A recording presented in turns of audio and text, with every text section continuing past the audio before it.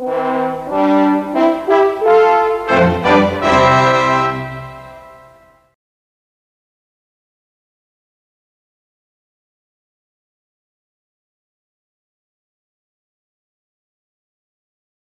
and welcome. In a previous video we looked at the Metro Scania single-decker bus, which was a collaboration of MCW of Birmingham in England and Scania of Sweden. However, by the time the Metro Scania had been designed and come out, the trend towards single-decker buses was turning back towards double-decker buses. And this trend inspired Scania and MCW to create a double-decker version of the Metro Scania. But first, let's take a look back to see why there was such a need for another bus design by MCW and Scania. What prompted them to build the bus in the first place? The Leyland National had been announced in the late 1960s and had started production in the early 1970s.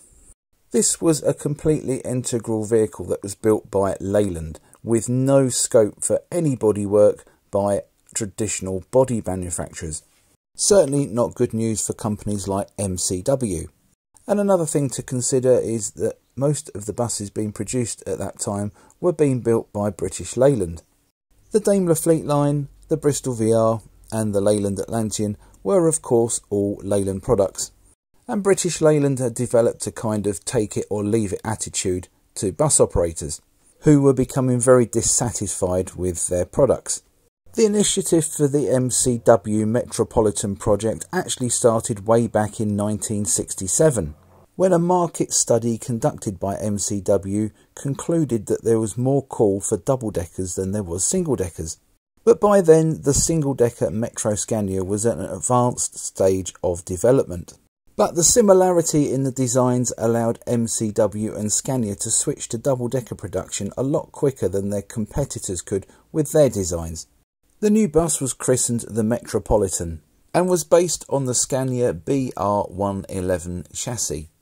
It would be an integrally built vehicle, with MCW building the steel-framed bodywork and Scania supplying all the running units, such as engine, transmission, axles and steering gear. But despite this Swedish input, the Metropolitan could still claim to be 70% built in Britain. The bus would be powered by a vertical rear engine. In this case it was the Scania D11CO2 engine, which could develop 170 brake horsepower at 2,200 RPM. Compared to the Gardners and the Leyland engines of the time, this was a very fast but smooth running turbocharged engine. Installed in the bus, the top of the engine leaned towards the rear of the bus slightly, to give more room within the passenger saloon for fare-paying passengers. And this is why when you look at a Metropolitan, all the windows, including the back window, are all the same depth. The engine was encapsulated, and again, compared with vehicles of the time, the Metropolitan was a particularly quiet bus, reaching sounds of up to 77 decibels. The engine was coupled to a Scania 2-speed fully automatic transmission, which featured a torque converter linked to the gearbox. Like the Metro Scania, the bus featured air suspension all round.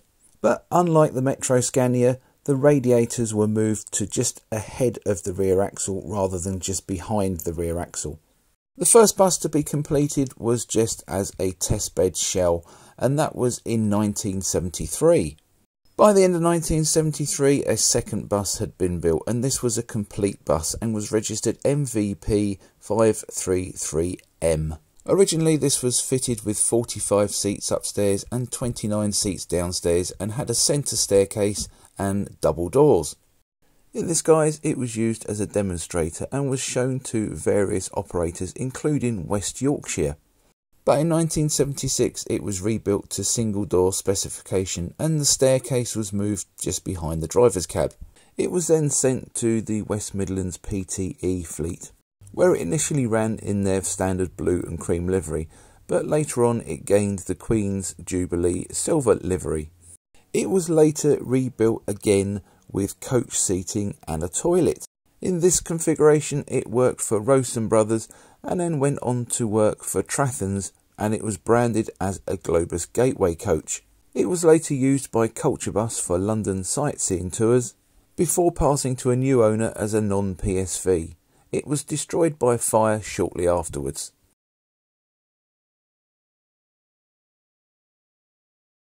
Production of the Scania Metropolitan kicked off with PJF 266M for Leicester, which was delivered in April 1974.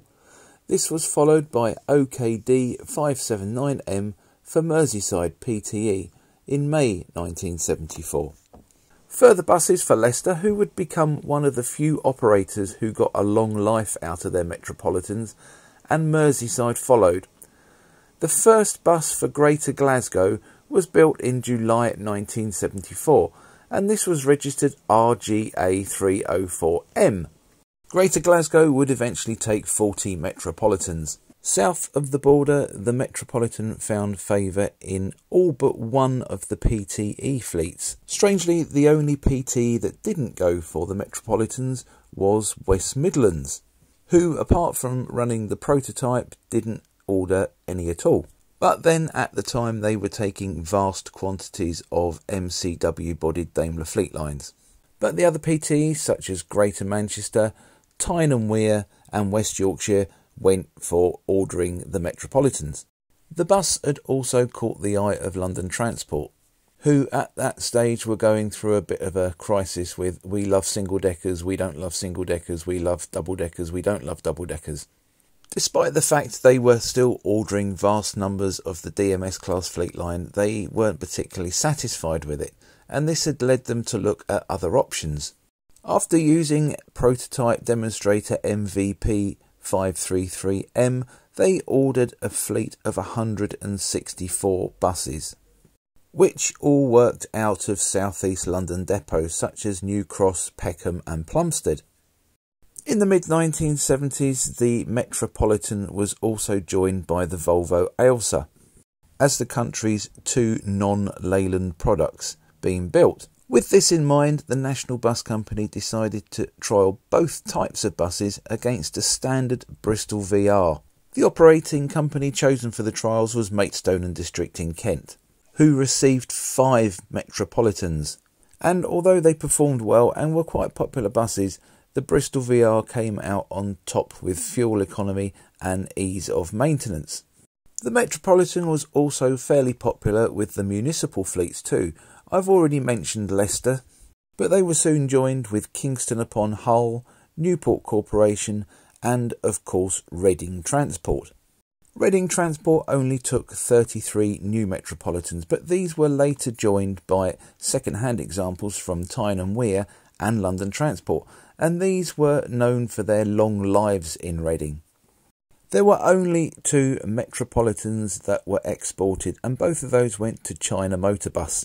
Now, I'm not sure if they were a hit or a miss while they were out in Hong Kong, but they weren't withdrawn until the late 1980s, so obviously the corrosion problem that plagued them in the UK might not have affected them out in the tropics. In the end, there were 661 Scania Metropolitans built. In 1977, MCW launched the Metrobus, and in 1978 announced the end of production of the Metropolitan. Scania, meanwhile, ended its 10-year-long partnership with MCW and launched a chassis in the UK in its own right. And that was the Scania BR112DH.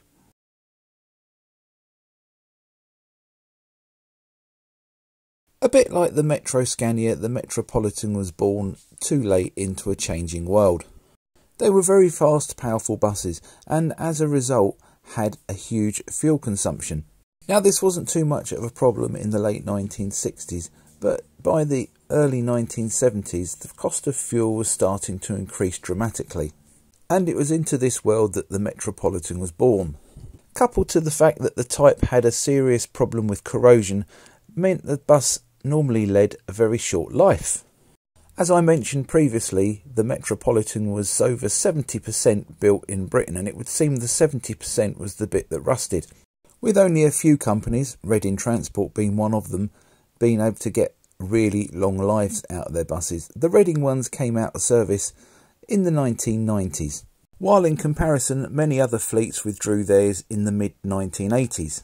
Despite the problems with corrosion and high fuel consumption, some did find work with other operators, and in these fleets the buses proved to be valuable workhorses. Companies such as Imperial of Raynham and Whippet of Fenstanton used Metropolitans on their services and private hires. In fact, Whippet were the proud owner of what I believe was the only open-top Metropolitan, and this was a former Kingston upon Hull bus, and was out and about on the roads until at least the mid-1990s, maybe even later. It's now in the care of Ensign. Unfortunately though, many of these buses ended up being scrapped rather prematurely, although this one actually is preserved, would you believe it?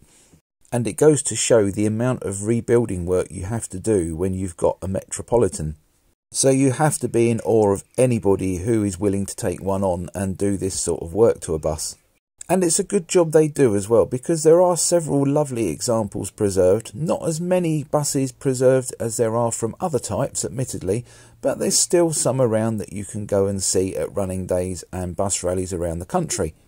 Now these would have been totally rebuilt, reframed and had all the corrosion sorted out, and it would have been an absolutely massive job, as you could have seen from the previous picture. So if you are lucky enough to encounter one at a running day, and even if you're even more lucky enough to ride on one, it's worth remembering all the hard work that's gone into making the bus roadworthy again. They really are fine buses, and it's nice to see ones out and about and on the road. Several Scania Metropolitans have been stars of the small screen as well.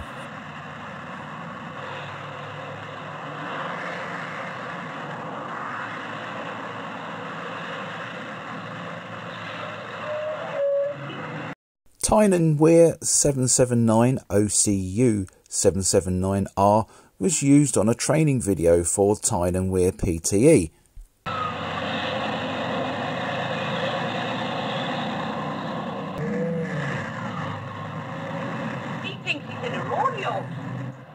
There's several versions on YouTube, but unfortunately the quality's not that good and it looks like a dodgy 1980s pirate film.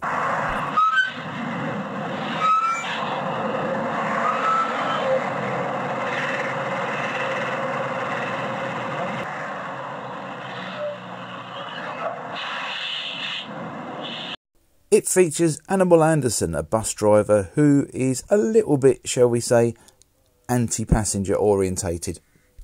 But yes, there is normally one in at least every company, and I think we've all encountered them at one point, haven't we? But it's quite entertaining, and maybe modern training video producers could actually take a look at it and see how entertaining and funny it is. Someone else who's had an encounter with a Metropolitan on the small screen was Alf Garnett from In Sickness and in Health.